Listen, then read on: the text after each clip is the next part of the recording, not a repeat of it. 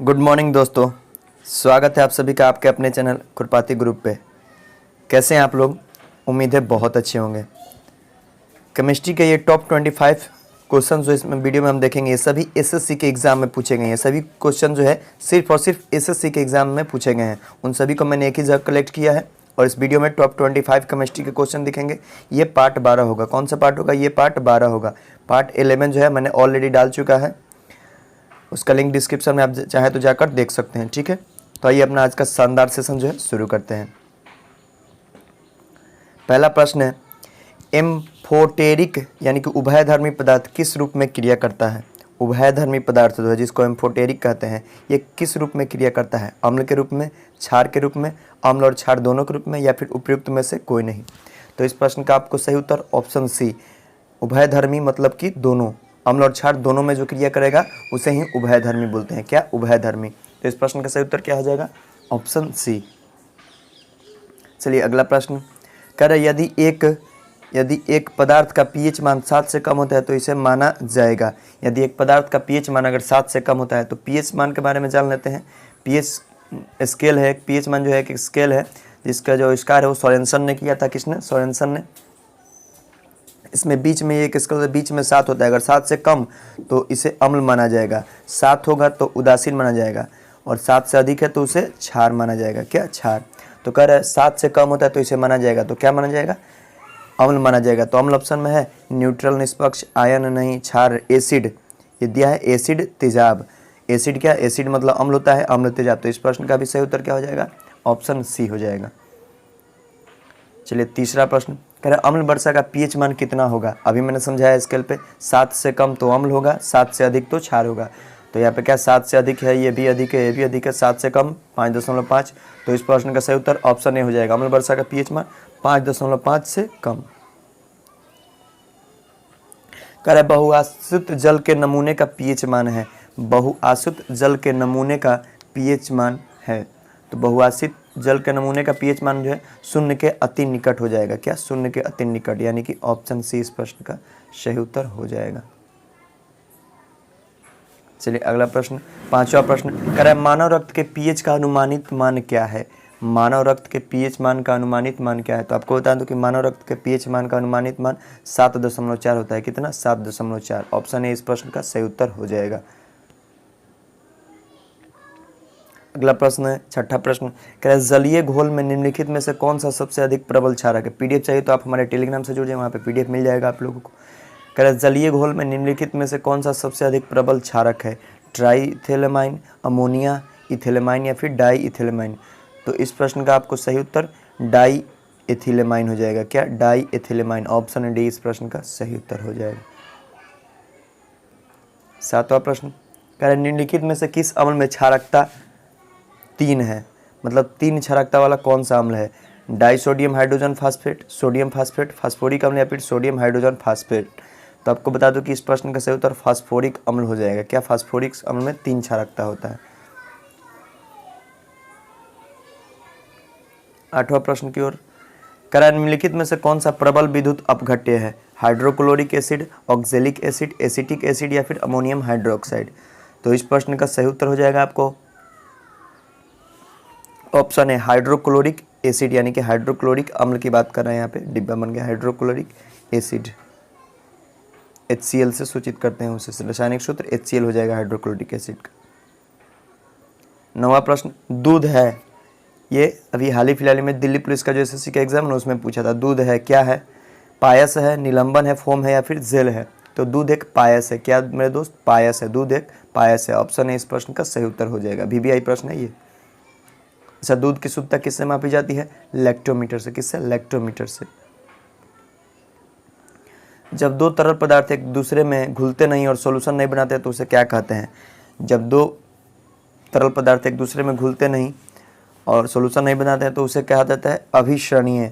अभिसरणीय यानी immiscible. Option B इस प्रश्न का सही उत्तर हो जाएगा।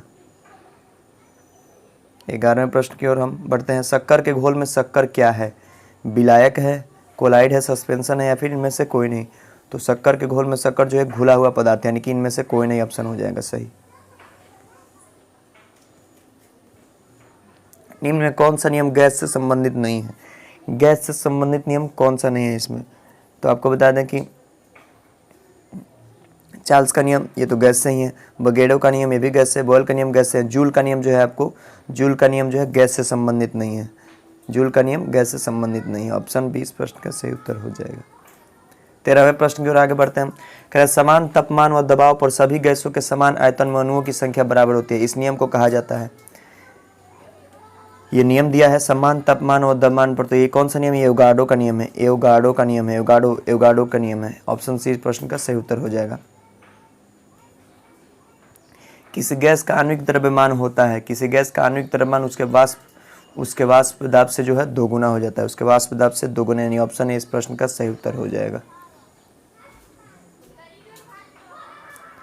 अगला प्रश्न 15वां प्रश्न, परम शून्य को किस प्रकार परिभाषित किया जाता है? परम शून्य, तो परम शून्य को जो है वह तापमान जिस पर सब आणविक गति बंद हो जाती है, तो ऑप्शन ए में ही दे दिया है, तो इस प्रश्न का भी सही उत्तर ऑप्शन ए हो जाएगा। परम शून्य किसे कहते हैं? वह तापमान जिस पर सभी आणविक गति बंद हो जाती है उसे परम शून्य ताप कहते हैं।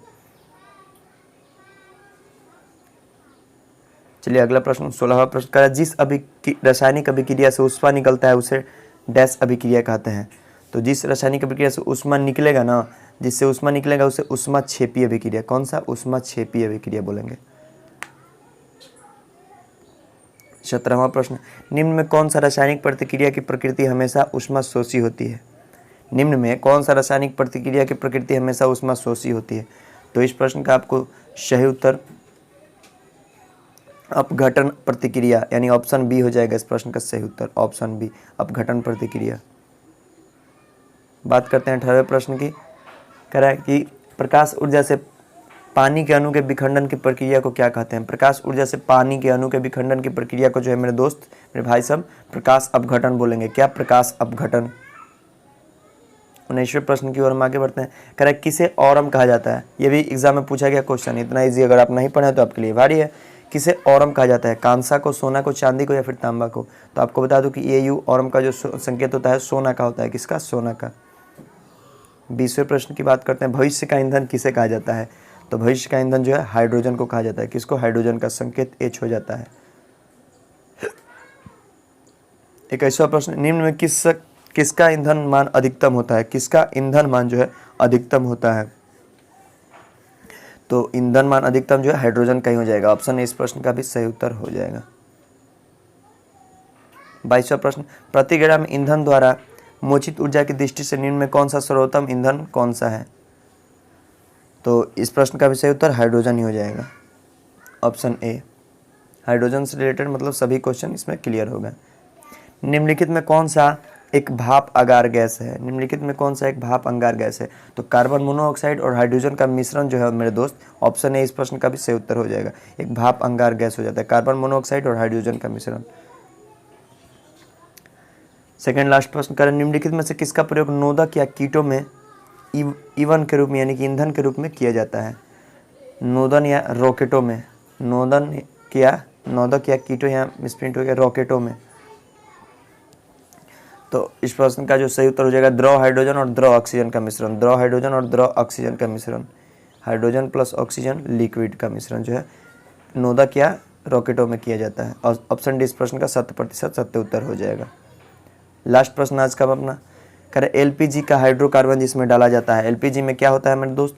तो आप सभी जानते हैं LPG में जो है प्रोपेन और ब्यूटेन, ऑप्शन सी इस प्रश्न का भी सही उत्तर हो जाएगा।